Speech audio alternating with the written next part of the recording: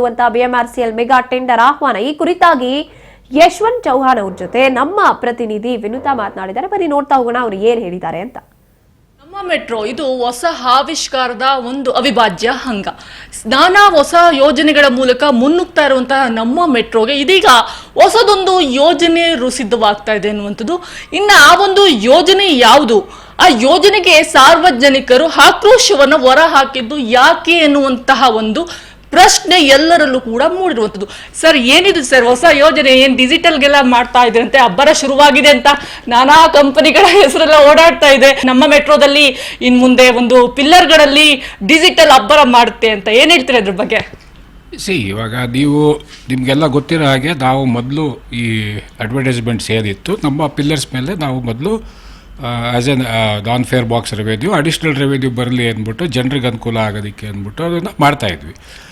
ಮಧ್ಯದಲ್ಲಿ ಈ ಅಡ್ವರ್ಟೈಸ್ಮೆಂಟ್ ಬಗ್ಗೆ ಸುಮಾರು ಬ್ಯಾನ್ಗಳು ಬಂತು. ಅದಾದಮೇಲೆ ಈಗ ಹೊಸ ರೂಲ್ ಬಂದಿದೆ, ಇದು ಅಡ್ವರ್ಟೈಸ್ಮೆಂಟ್ಸ್ಗೆ ಅಂತಲೇ ಹೊಸ ರೂಲ್ ಏನು ಬಂದಿದೆ ಸರ್ಕಾರದ್ದು.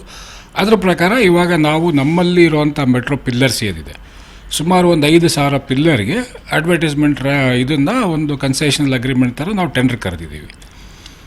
ಇವಾಗ ಟೆಂಡ್ರಲ್ಲಿ ಅವರು ಯಾರು ಭಾಗಿಯಾಗ್ತಾರೆ, ಇವಾಗ ಅವರು ಕೂಡ ಒಂದು ಏನೋ ಲಿಮಿಟೆಡ್ ಏನೋ ಬಿಡ್ ಪ್ರೈಸ್ ಇರುತ್ತೆ, ಅದ್ರ ಮೇಲೆ ಅವ್ರು ಏನು ಮಾಡ್ತಾರೆ ಅದನ್ನು ಅವರು ಕೂಡ ಈ ಸುಮಾರು ಒಂದು 5,000 ಪಿಲ್ಲರ್ ಮೇಲೆ ಹಾಕುವಂಥ ಒಂದು ಆಕ್ಟಿವಿಟಿ ಇದೆ ಇದರಲ್ಲಿ.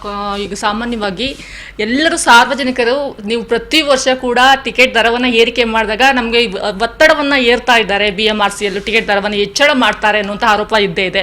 ಸೊ ಈಗ ನೀವು ಮಾಡಿರುವಂಥ ಇದು ಒಂದು ಒಳ್ಳೆ ರೀತಿ ಅಂತಲೇ ಹೇಳ್ಬೋದು. ಯಾಕಂದರೆ ಟಿಕೆಟೇತರವಾಗಿ BMRCLಗೆ ನಷ್ಟವಿಲ್ಲದೆ ಆದಾಯವನ್ನು ಮಾಡುವಂಥ ಒಂದು ಮೂಲ ದಾರಿ ಅಂತಲೇ ಹೇಳ್ಬೋದು ಇದಕ್ಕೆ. ಸೊ ಹೀಗಾಗಿ ಸಾರ್ವಜನಿಕರು ಕೂಡ ಒಂದು ಉತ್ತಮ ನಡೆ ನಿಮ್ಮ ಕಡೆಯಿಂದ.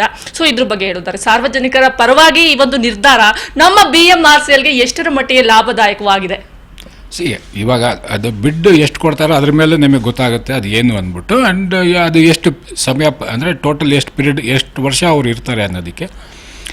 ಇದರಲ್ಲಿ ನಾವು ನಮಗೆ ಏನು ನಮ್ಮ ಆಪ್ರೇಷನಲ್ ಕಾಸ್ಟ್ ಏನಿದೆ ಅದು ಬಿಟ್ಟು ನಾವು ಸಾಲ ತೊಗೊಂಡಿರೋದು ಕೂಡ ತೀರಿಸ್ಬೇಕಾಗತ್ತೆ. ಹಾಗಾಗಿ ನಾವು ಇದರಲ್ಲಿ ಒಂಥರ ಬ್ಯಾಲೆನ್ಸ್ ಮಾಡ್ಕೊಂಡು ಹೋಗ್ಬೇಕಾಗತ್ತೆ. ಹಾಗಾಗಿ ನಮಗೆ ಆಚೆ ಕಡೆಯಿಂದ ಅಂದರೆ ನಾನ್ ಫೇರ್ ಬಾಕ್ಸ್ ರೆವಿನ್ಯೂಯಿಂದ ಎಷ್ಟು ಬರುತ್ತೆ ಅನ್ನೋ ಒಂದು ಇದ್ರ ಕಡೆಗೇ ನಾವು ಈ ಅಡ್ವರ್ಟೈಸ್ಮೆಂಟ್ಸು, ಇವಾಗ ಟ್ರೈನ್ ವ್ರ್ಯಾಪಿಂಗು, ಆಮೇಲೆ ಈ ಅಂಗಡಿಗಳು ಬಾಡಿಗೆ ಕೊಡೋದು, ಈ ಥರದ್ದೆಲ್ಲ ನಡೀತಾ ಇದೆ.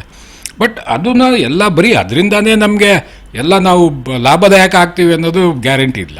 ನಿಮ್ಮೆಲ್ಲ ಒಂದು ಗೊಂದಲಕ್ಕೆ ಇದೀಗ ಯಶವಂತ್ ಚೌಹಾಣ್ ಸರ್ ಉತ್ತರವನ್ನ ನೀಡಿರುವಂತದ್ದು. ಯಾವುದೇ ರೀತಿಯ ಡಿಜಿಟಲ್ ಅಬ್ಬರವನ್ನ ಮಾಡಿ ನಾವು ಸಾರ್ವಜನಿಕರಿಗೆ ತೊಂದರೆಯನ್ನು ಕೊಡ್ತಾ ಇಲ್ಲ, ಬದಲಾಗಿ ಒಂದು ಜಾಹೀರಾತಿನ ಒಂದು ಟೆಂಡರ್ ಅನ್ನ ಕರೆಯಲಾಗ್ತದೆ. ಅದು ನಿಯಮಾವಳಿಯ ಪ್ರಕಾರ ಏನೆಲ್ಲ ಪ್ರೊಸೀಜರ್ ಮಾಡಬೇಕು ಅದರ ಪ್ರಕಾರವೇ ಎಲ್ಲವೂ ಕೂಡ ನಡೆಯುತ್ತೆ ಅನ್ನುವಂತ ಮಾತನ್ನ ತಿಳಿಸಿರುವಂತದ್ದು. ಕ್ಯಾಮರಾಮನ್ ಶಿವಶಂಕರ್ ಜೊತೆ ವಿನುತಾ HL, ರಾಜ್ ನ್ಯೂಸ್ ಕನ್ನಡ, ಬೆಂಗಳೂರು.